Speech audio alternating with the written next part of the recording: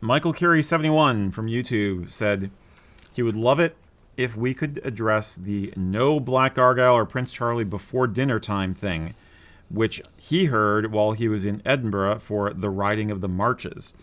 Is this a Scottish thing or a Scottish Highland dress thing to only wear tweed during the day and then go formal black at night?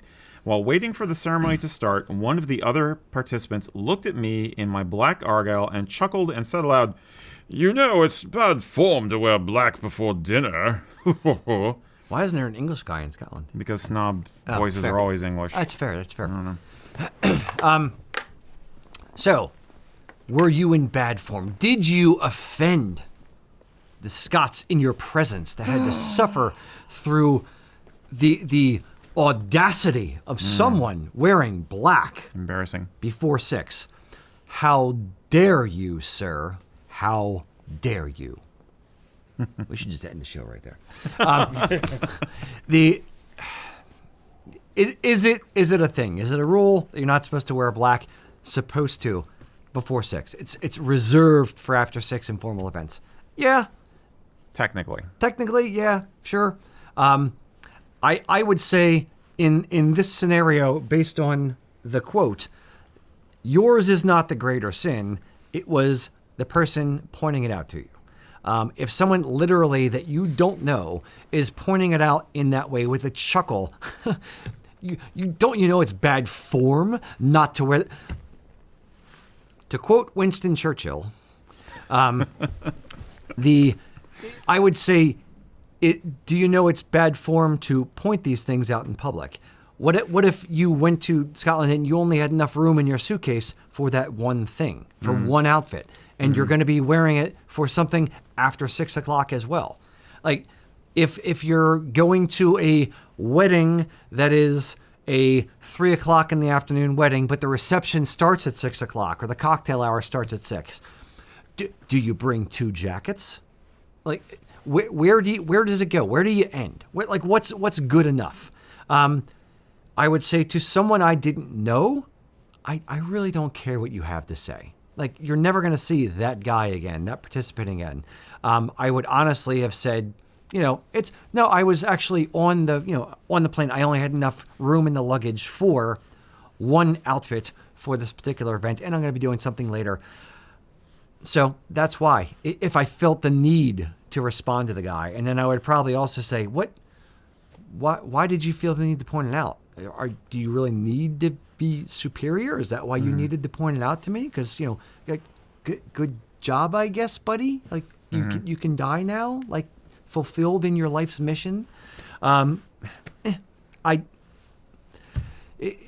In some moments in life, you just have to let it go. You have to, like water off a duck's back. You got to just, smile and nod. Like, yeah, okay, cool. And you can't let it get to you. So I hope it didn't get to you. I hope it didn't ruin your time.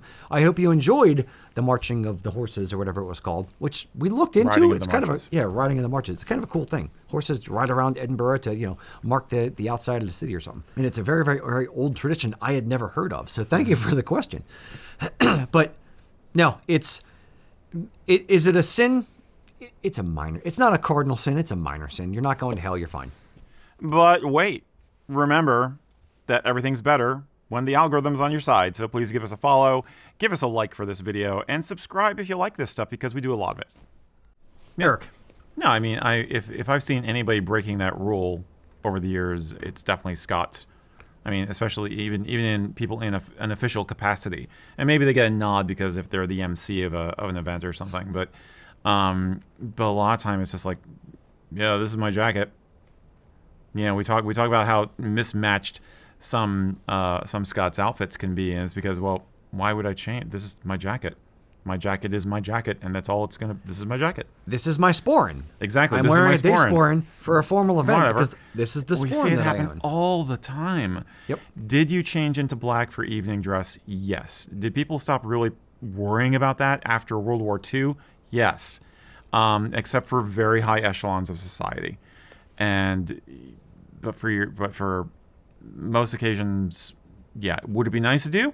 Yes. Is it more aesthetically pleasing to be in tweeds during the day and then be in nice, smooth, elegant black in the evening? Yes. Is wearing black a little bit tacky? I don't know. I don't really think so. You could say it. I'd rather you do that than wear a tweed suit to a black tie affair in the evening. You know, I mean, I'd rather be overdressed than underdressed. Exactly. The reverse is a far worse sin, in my opinion. Yep. So this guy should just go have a Coke and a smile. You know.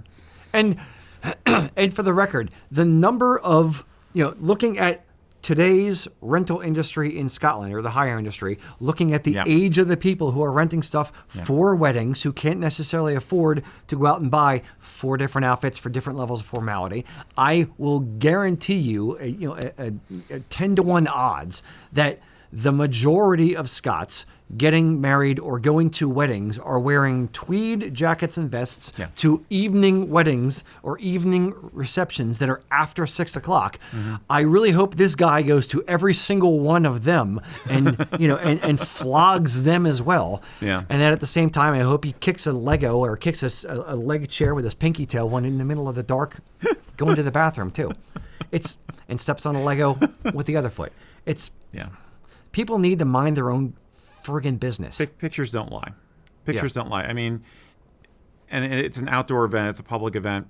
Whatever. I mean, if it were a formal dinner and you're committing a faux pas, or if you're in very rarefied company, like you're having dinner with the clan chief and the mayor of London, or something like that, then you pay more attention to this stuff. But if you're traveling, I'm assuming this is an American who is traveling overseas, not a native, but by far the greater sin is his. By far the greater sin is pointing out someone else's flaw in a gauche, frankly a douchey manner. Like to when we talk about going to a festival and somebody's wearing a kilt with the pleats in the front. Mm-hmm. Check the tape, boys and girls. Go back in time. Every single time we talk about it, I don't say go up to them and point at them and laugh, ha ha, Nelson. Ha ha. And like, why are you wearing your pleats in the back, you idiot? You're supposed to wear it in the front.